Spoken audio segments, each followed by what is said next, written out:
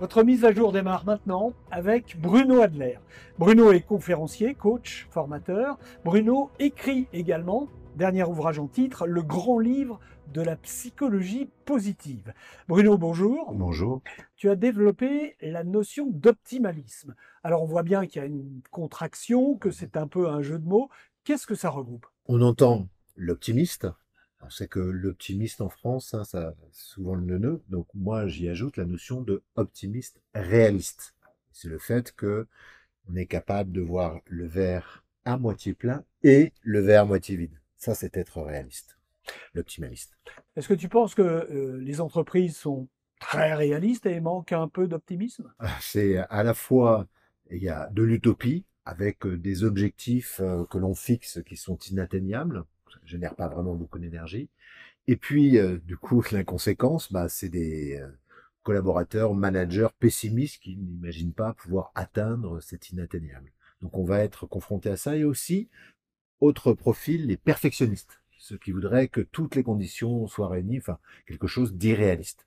D'où ce modèle de pouvoir être à la fois optimiste, aller vers des objectifs ambitieux, tout en étant réaliste, donc au bon endroit, de façon à pouvoir atteindre des résultats en tirant le meilleur parti de chacun. Comment tu amènes ce modèle dans les entreprises? Il y a plusieurs approches, mais je vais présenter un modèle la plupart du temps. Et ce modèle, c'est le modèle pêche. Il faut donner la pêche en tant Mhm. qu'optimaliste. P pour performance. On en parle beaucoup en entreprise. Cette performance, on va aller la chercher, non pas en épuisant les ressources, mais au contraire en s'appuyant sur leurs forces. S'appuyer sur la force des équipes. E pour engagement. Pouvoir challenger, mais au bon niveau, de façon à pouvoir faire en sorte que les équipes ne s'épuisent pas ou ne se désengagent pas.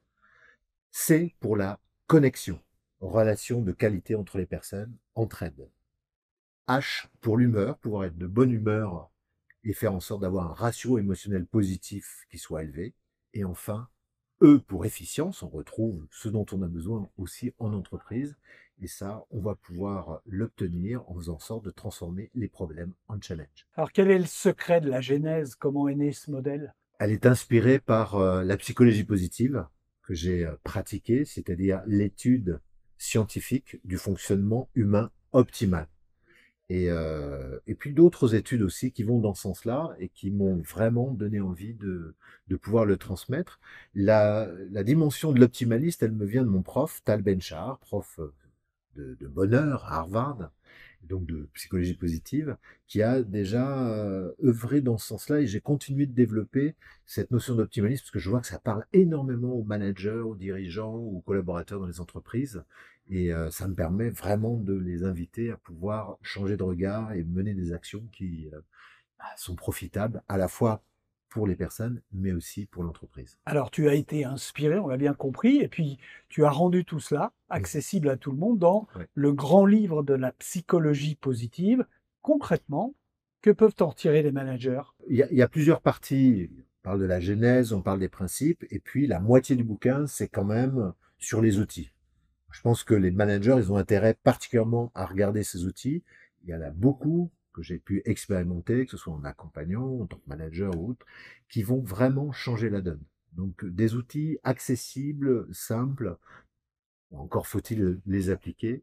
Et c'est ce qu'ils pourront trouver de façon très, très claire, lisible, pour expérimenter dans leur management d'autres façons de procéder. Comment tu abordes cette mise en mouvement dans les entreprises? Ce qui est important, c'est d'inculquer de la confiance en soi, dans un premier temps. Et pour cela, c'est de faire prendre conscience aux collaborateurs, aux managers, à l'ensemble des acteurs, de la force, à la fois des forces individuelles et des forces collectives. Donc je commence très souvent par le fait de révéler ça. Et après, de se poser la question de savoir comment on va faire, vers quelle direction on doit prendre et comment on peut faire en s'appuyant sur ses forces et puis en allant chercher d'autres ressources pour pouvoir atteindre un objectif ambitieux comme l'ont la plupart des entreprises. Bruno, quelles sont les clés de compréhension de ta conférence? Alors, les clés de compréhension, c'est avant tout avoir un regard qui s'oriente beaucoup plus à 180 degrés sur les opportunités, les possibilités. Et après, c'est de mener des actions qui vont dans ce sens-là et ou emmener des équipes en faisant en sorte de retirer le meilleur de chacun, en étant conscient que le meilleur de chacun, ça viendra d'autant plus s'ils se sentent bien. J'ai vraiment longtemps recherché comment on peut concilier performance et bien-être. Et en changeant ce terme bien-être, en le transformant être bien, déjà j'ai écarté les salons de massage du Petit Bambou pour être dans un bon ressenti qui me donne la pêche, qui me donne envie de faire et de m'investir, de m'engager pour le collectif. Merci Bruno pour ce savoir-être. Avec plaisir. Vous retrouvez la fiche complète de Bruno Adler sur le site lesspeakers.com et nous on se dit à très vite pour votre prochaine mise à jour.